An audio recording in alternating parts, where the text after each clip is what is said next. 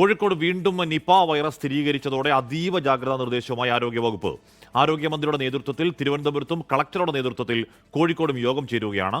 രോഗം സ്ഥിരീകരിച്ച ഫറോക്ക് കോളേജ് സ്വദേശിയായ 43-കാരൻ അതീവ ഗുരുതരാവസ്ഥയിൽ കോഴിക്കോട് മെഡിക്കൽ കോളേജിൽ ചികിത്സയിലുമാണ്. അതിനിടെ സ്റ്റോക്കില്ലാത്ത നിപ ചികിത്സയ്ക്കുള്ള റെംഡെസിവിർ മരുന്ന് ലഭ്യമാക്കാൻ നടപടി ആരംഭിച്ചു. ICMR-നോട് കേരളം അത് ആവശ്യപ്പെടുകയാണ്. കോഴിക്കോട് മെഡിക്കൽ കോളേജ് ആശുപത്രിയിൽ നടത്തിയ പ്രാഥമിക പരിശോധനയിലാണ് ഫറോക്ക് കോളേജ് സ്വദേശിയായ 43-കാരന് രോഗം സ്ഥിരീകരിച്ചത്. നിപ ബാധിച്ചയാളെ കോഴിക്കോട് മെഡിക്കൽ കോളേജിലെ ഐസൊലേഷൻ വാർഡിലേക്ക് മാറ്റി. ആരോഗ്യനില അതീവ ഗുരുതരമാണ്. പൂനെ വൈറോളജി ഇൻസ്റ്റിറ്റ്യൂട്ടിലേക്ക് അയച്ച സാമ്പിളിന്റെ ഫലം ഇന്ന് ലഭിക്കും. സ്വന്തം ഗോഡൌൺ വൃത്തിയാക്കിയതിനു ശേഷമാണ് പനി വന്നത് എന്നാണ് വിവരം.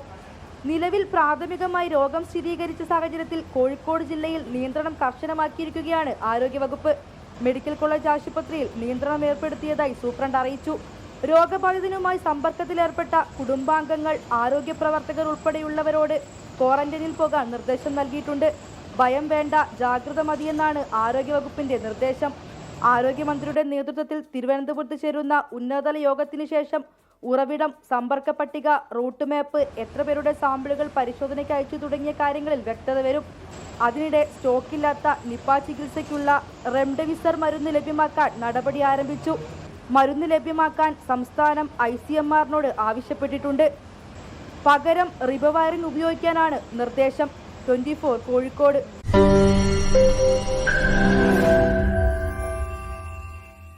ലോകത്തെവിടെയായാലും ഏത് സമയത്തും 24 വാർത്തകളും ഓഗ്മെന്റഡ് റിയാലിറ്റി പാക്കേജുകളും എക്സ്പ്ലെയിനറുകളും വിശദമായി കാണാൻ ഞങ്ങളുടെ YouTube ചാനൽ നിങ്ങൾക്ക് സബ്സ്ക്രൈബ് ചെയ്യാം.